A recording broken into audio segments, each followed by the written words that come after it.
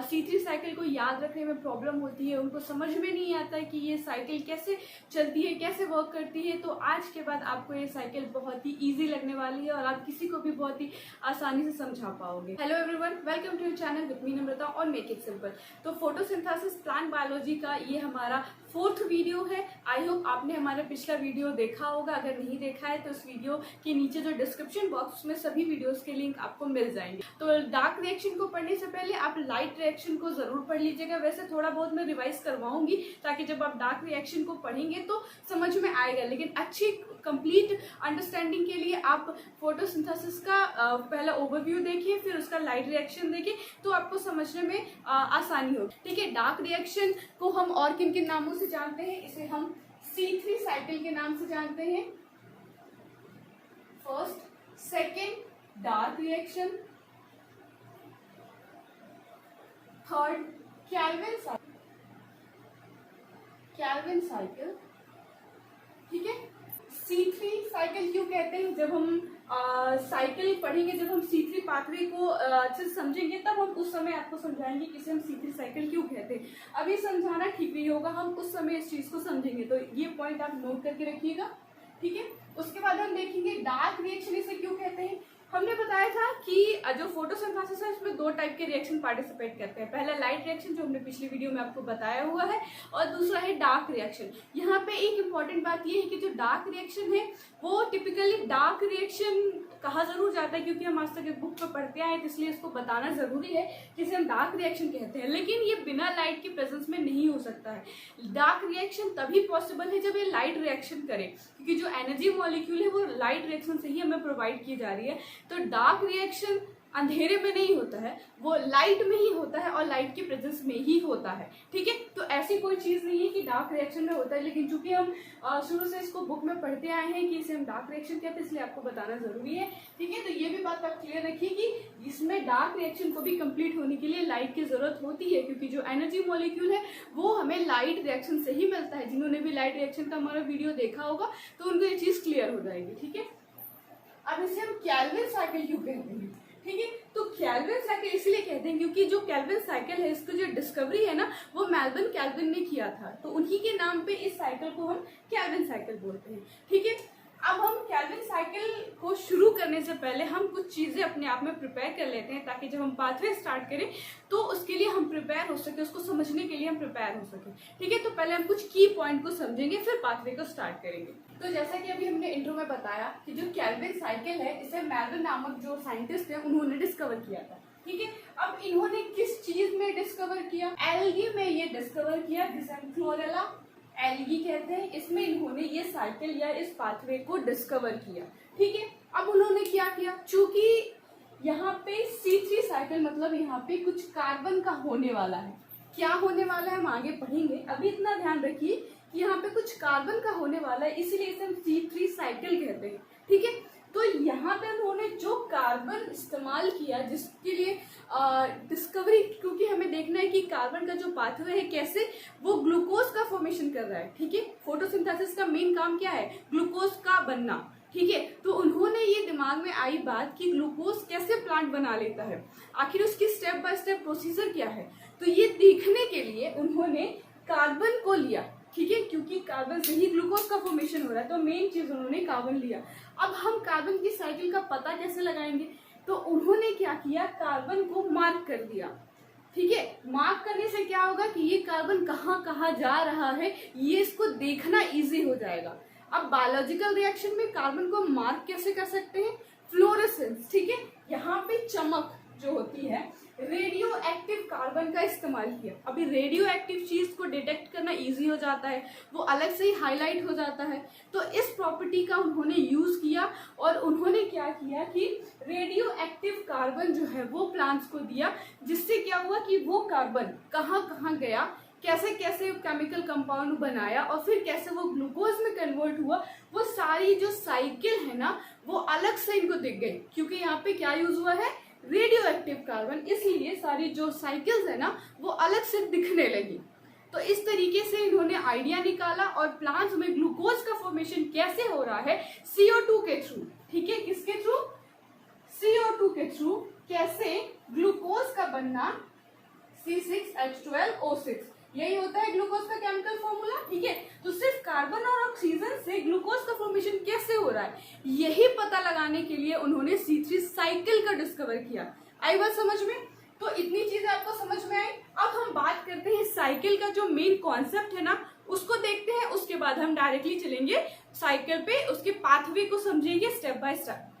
तो जो C3 cycle है ना, इसमें कार्बन का जो है वो फिक्सेशन होता है। ठीक है, कार्बन मीन्स CO2, जो कि क्या है, रेडियो एक्टिव है।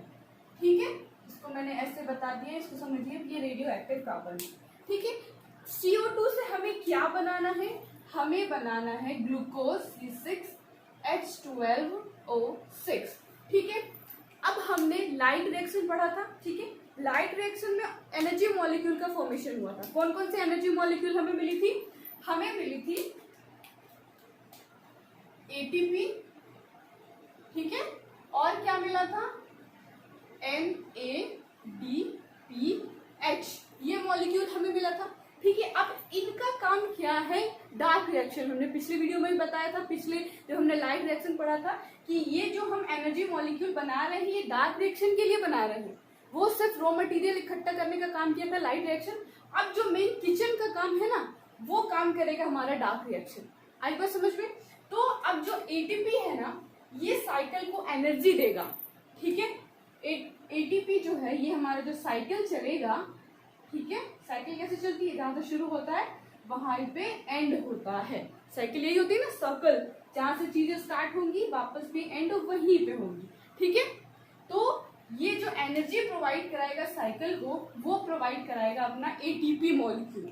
तो अब NADPH का क्या काम है, तो यही मेन काम आता है NADPH मॉलिक्यूल। आप सोचो कि सिर्फ कार्बन और ऑक्सीजन मिलके, कार्बन, हाइड्रोजन और ऑक्सीजन मतलब ग्लूकोज कैसे बनाएगा, कैसे बनाएगा?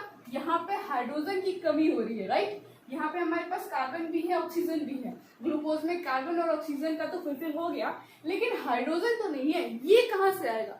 तो ये हाइड्रोजन आएगा NADPH से। आई बात समझ में? ये जो हाइड्रोजन कहाँ से आ रहा है, NADPH, जो हमारा एनर्जी मॉलिक्यूल है वो हाइड्रोजन दे रहा है। ठीक है, CO2 को, ताकि वो ग्लूकोज में कन्वर्ट हो सके। आई बात समझ में? ये शॉर्टकट मेथड अभी आपको सिर्फ कॉन्सेप्ट समझा रही हूँ, पाथवे अभी डिटेल में आपको बताना बाकी है। अब बात आती है कि जो NADPH, जिसने लाइट रिएक्शन पढ़ी है, उसको पता है कि ये हाइड्रोजन कहाँ से आ रहा है। याद है, वाटर के फोटोलाइसिस से हमें हाइड्रोजन और ऑक्सीजन मिली थी, right. Oxygen as a byproduct बाहर रिलीज हो गया था, और जो ये हाइड्रोजन है ये NADP ने इसको एक्सेप्ट करके NADPH का फॉर्मेशन किया था। ठीक है, तो इनडायरेक्टली जो हाइड्रोजन है ना, वो वाटर से आया है, जिससे कि ग्लूकोज का फॉर्मेशन हुआ है। आई बात समझ में? तो इस तरीके से जो कार्बन का जो है ना, वो फिक्सेशन हुआ शुगर मॉलिक्यूल के फॉर्मेशन के लिए। एक बार जब आपने लाइट और डार्क रिएक्शन पढ़ लिया ना, तो मैं गारंटी देती हूँ कि आपको कभी भी C3 साइकिल टफ नहीं लगेगी। कमेंट करके जरूर बताइएगा कि इस टेक्निक से आपको C3 साइकिल इजी लगी या नहीं। अगर नहीं लगी तो भी बताइएगा, और अगर लगी तो भी बताइएगा। तो आगे की जो पाथवे है ना, उसको हम पेपर पेन पे समझेंगे, क्योंकि बोर्ड पे उतना क्लियर दिखाई नहीं देता है। केल्विन साइकिल जो है वो कहाँ प्रेजेंट होता है, कहाँ पे ये साइकिल वर्क करती है? ये वर्क करती है क्लोरोप्लास्ट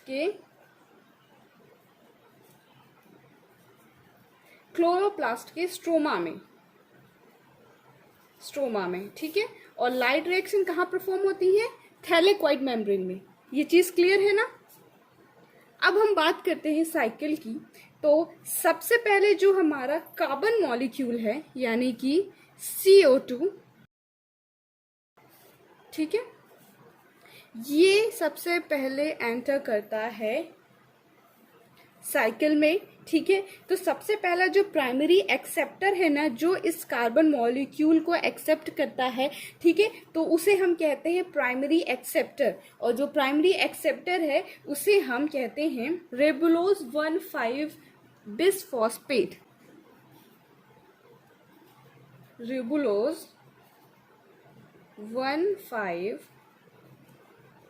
बिसफॉस्फेट। ठीक है, अब इसे हम जो शॉर्ट में जो है ना वो कहते हैं RUBP। इसे हमेशा याद रखिएगा, RUBP। ये कितने कार्बन वाला मॉलिक्यूल होता है? ये 5 कार्बन वाला मॉलिक्यूल होता है। ठीक है, अब ये हमारा जैसे कि हमने बताया है, ये क्या है? हमारा प्राइमरी एक्सेप्टर है। ठीक है, इसको भी मैं लिख लेती हूँ, RUBP। ये हमारा है प्राइमरी एक्सेप्टर, प्राइमरी एक्सेप्टर। ठीक है, तो अब ये जो मॉलिक्यूल है ये थोड़ा अनस्टेबल है, तो CO2 को एक्सेप्ट करके ये अभी 5 कार्बन वाला मॉलिक्यूल है और CO2 को एक्सेप्ट करके 6 कार्बन वाला मॉलिक्यूल बन जाएगा, और इसके बाद ये 3 कार्बन वाले मॉलिक्यूल बन जाएंगे। ठीक है, 2 मॉलिक्यूल बन जाएंगे 3 कार्बन वाले, तो इसे हम कहेंगे, क्या कहेंगे? 3-फॉस्फो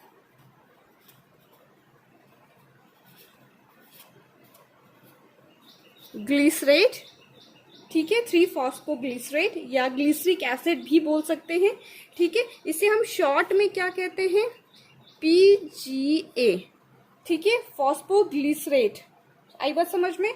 और ये कितने कार्बन वाला मॉलिक्यूल है? ये है, जैसा कि हमने बताया, 3 कार्बन वाला मॉलिक्यूल है। और ये कितने मॉलिक्यूल बनाते हैं? अभी हमारे पास एक मॉलिक्यूल था जिसे हम RUBP बोले थे, ये प्राइमरी एक्सेप्टर है। कार्बन CO2 को एक्सेप्ट करके 5 कार्बन वाला था, तो 6 कार्बन वाला मॉलिक्यूल बनाता है। और फिर चूंकि ये अनस्टेबल मॉलिक्यूल होता है, तो पहला जो स्टेबल मॉलिक्यूल है वो बनाता है 3-फॉस्फोग्लिसरेट।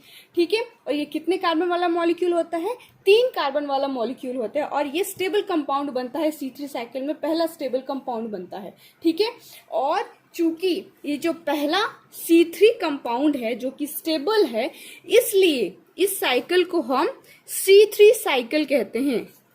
याद आई?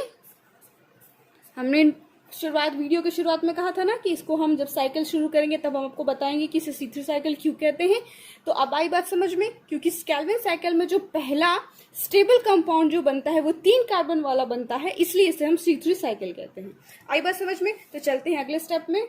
RUBP जब PGA में कन्वर्ट होता है तो यहाँ पे एक एंजाइम यूज होता है जिसे हम कहते हैं रुबिस्को। इसे हम कहते हैं क्या? रुबिस्को। अब इसको अच्छे से समझ लीजिए, इसे हम रुबिस्को क्यों कहते हैं?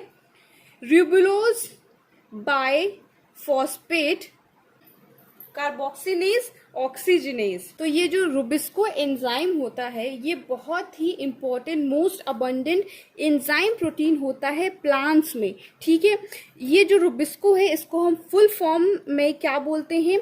ये रुबिस्को शॉर्ट फॉर्म है, क्योंकि नाम बहुत बड़ा है इसलिए रुबिस्को कहना ज्यादा इजी पड़ता है। ठीक है, तो याद रखिएगा जो पहला स्टेप होता है ना, जिसमें कार्बन का फिक्सेशन होता है, ये पहला स्टेप क्या कहलाता है? कार्बोक्सिलेशन, जिसमें जो कार्बन है ना उसको फिक्स किया जाता है 3 कार्बन वाले मॉलिक्यूल में, जिसे हम PGA कहते हैं RUBP से। आई बात समझ में? और इसमें जो एंजाइम यूज हो रहा है वो कौन सा यूज हो रहा है? Rubisco, ribulose bisphosphate carboxylase oxygenase. ठीक है, कार्बोक्सिलेज ऑक्सीजनेज। यहाँ पे कार्बोक्सिलेज क्योंकि ये कार्बन का फिक्सेशन करता है, साथ ही साथ ऑक्सीजन का भी करता है। जब फोटो रेस्पिरेशन होता है ना, फोटो रेस्पिरेशन जब होता है प्लांट्स में, तो ये कार्बन के साथ साथ ऑक्सीजन को भी फिक्स करता है। ठीक है, तो जब हम फोटो रेस्पिरेशन पढ़ेंगे ना तो ये उसमें काम आएगा। ठीक है, अभी के लिए इसका नाम याद रखिए कि इसका क्या नाम है? Ribulose bisphosphate carboxylase oxygenase. आई बात समझ में? तो पहला स्टेप हमारा कंप्लीट हुआ। अब आगे बढ़ते हैं सेकंड स्टेप की ओर। PGA काइनेज की प्रेजेंस में इसका रिडक्शन होगा किसमें? 1,3 बिस फॉस्फोग्लिसरेट में। और ये कितने कार्बन वाला मॉलिक्यूल है? ये भी 3 कार्बन वाला मॉलिक्यूल है। और इस कॉम्प्लेक्स के बनने में एनर्जी यूटिलाइज होती है। ठीक है, क्योंकि ये रिडक्शन की प्रोसेस चालू हो रही है, तो यहाँ पे जो हमारा ATP था वो कन्वर्ट होके ADP में चेंज हो जाएगा। आई बात समझ में? यहाँ पे एनर्जी मॉलिक्यूल का यूटिलाइजेशन हुआ। नेक्स्ट स्टेप जो हमारा 1,3 बिस फॉस्फोग्लिसरेट है, ये कन्वर्ट होगा ग्लिसरल्डिहाइड 3 फॉस्फेट में। ठीक है, किसमें चेंज होगा? ग्लिसरल्डिहाइड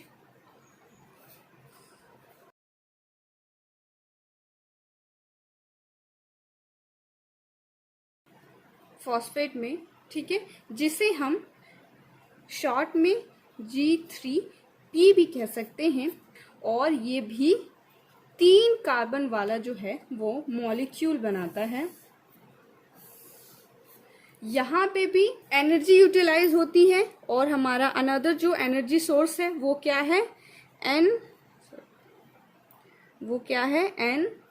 NADPH मॉलिक्यूल, जो कि NADP में कन्वर्ट हो जा रहा है, NADP में कन्वर्ट हो जा रहा है। ठीक है, अब जो ये हमारा ADP और NADP है, ये वापस से जो है वो लाइट रिएक्शन में चला जाएगा। समझ में आ रही है बात? कैसे ये दोनों साइकिल एक दूसरे से कनेक्टेड है? याद रखिएगा कि अभी हमारे पास जो उस लाइट रिएक्शन ने जो हमें एनर्जी मॉलिक्यूल बना के दिया था, हमने उसका इस्तेमाल कर लिया है। अब हमने वापस से उसके पास भेज दिया है कि भाई अब हमारा जो ADP है वो, हमारा जो ATP है वो ADP में चेंज हो गया, क्योंकि हमने उसका इस्तेमाल कर लिया। अब तुम दोबारा से उसको ATP में कन्वर्ट करके दो ताकि हम फिर से उसका इस्तेमाल कर सके। ठीक है, तो यहाँ से दोनों एनर्जी मॉलिक्यूल लाइट रिएक्शन में जाएगा, जहां से फिर से वो ATP में इसको कन्वर्ट करेगा और फिर केल्विन साइकिल में इसका इस्तेमाल होगा। ये बात याद रखिएगा।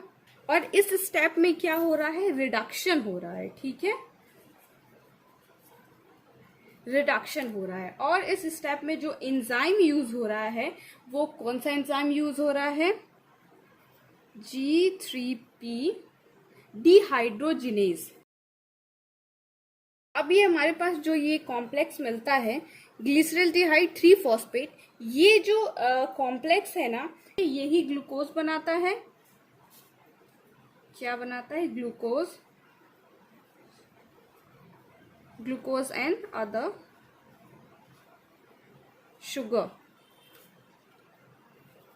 अदर शुगर मॉलिक्यूल बनाता है। और जो बाकी बचे हुए जो कार्बन सोर्स है ना, जो बाकी बचे हुए जो कॉम्प्लेक्स है ना, वो वापस से RUBP के फॉर्मेशन के लिए चले जाते हैं। और यहाँ पे रीजनरेशन की प्रोसेस कहलाती है। ये जो स्टेप कहलाता है वो रीजनरेशन कहलाता है। क्या कहलाता है? रीफॉर्मिंग या फिर रीजनरेशन। रीफॉर्मिंग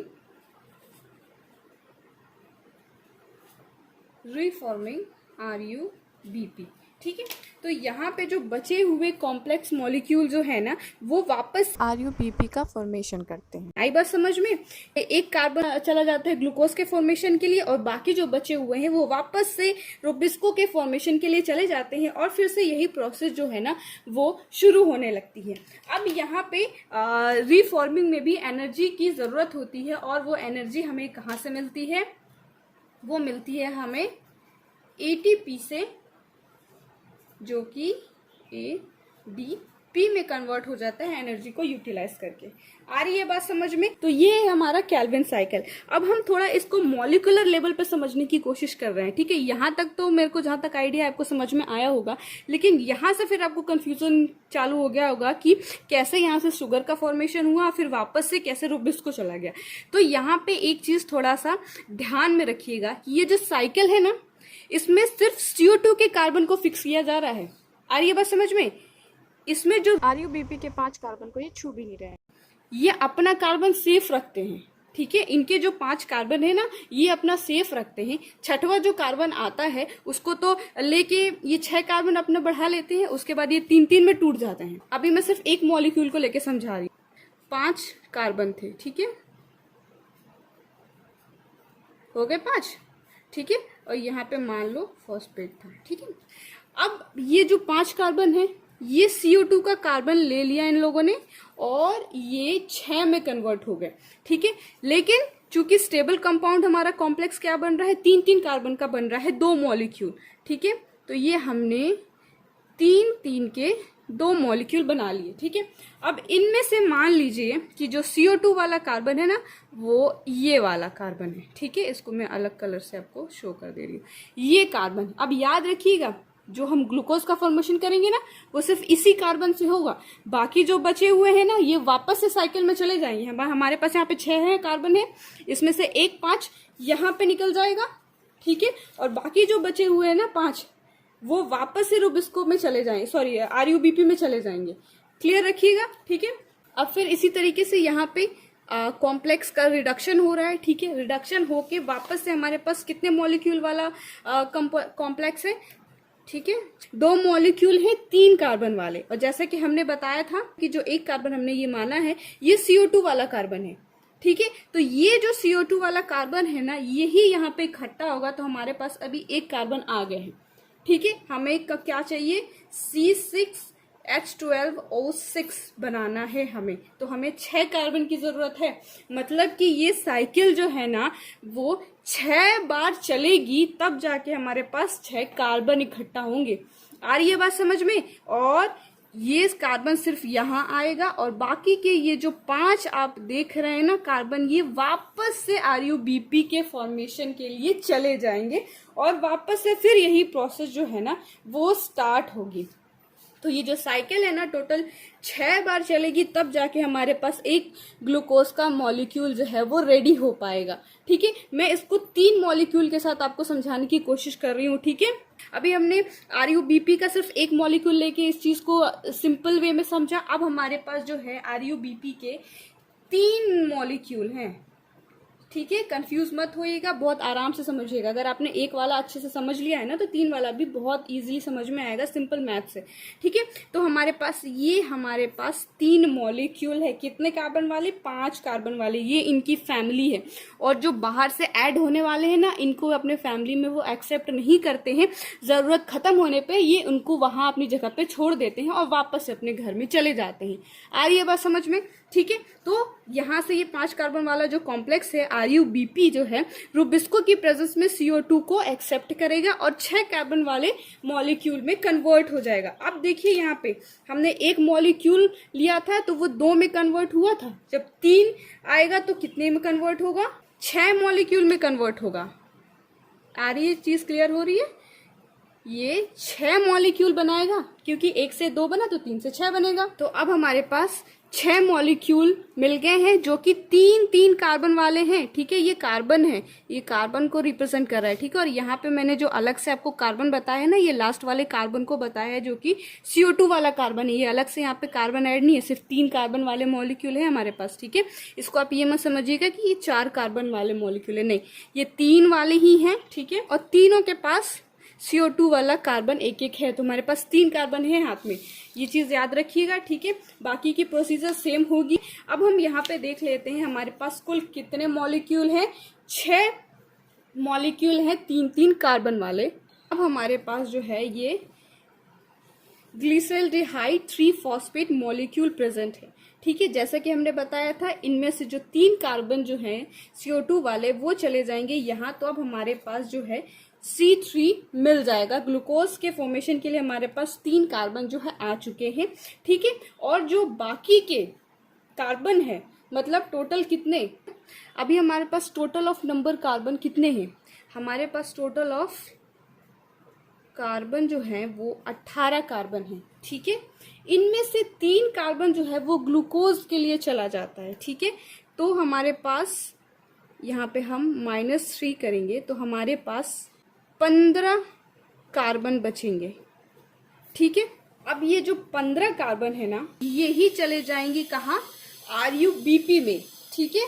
RUBP में चले जाएंगे 3 मॉलिक्यूल के फॉर्मेशन के लिए। अब यहाँ पे 3 मॉलिक्यूल 5-5 कार्बन वाले बनने हैं, ठीक है। तो 15 जो कार्बन है वो सफिशियंट है 3 मॉलिक्यूल के लिए। आ रही है बात समझ में, क्लियर हो रहा है कि हमारे पास देखो यहाँ पे कितने हैं कार्बन, 15 कार्बन है यहाँ पे, ठीक है। 3 मॉलिक्यूल ऑफ RUBP में कितनी कार्बन यूटिलाइज हो रहे हैं, 15 कार्बन, और ये 15 कार्बन हमें यहाँ से मिल रहे हैं, ठीक है। एज इट इज जितना खर्च हुआ था वापस से हमें मिल गया। 3 कार्बन यहाँ निकल गए ग्लूकोज के लिए, और बाकी जो 15 कार्बन है ना ये बाकी जो ये 15 कार्बन है ना, ये सारे चले जाते हैं RuBp के फॉर्मेशन के लिए। तो ये था केल्विन साइकिल। आई होप आपको हमारे सिंप्लीफिकेशन पसंद आया होगा।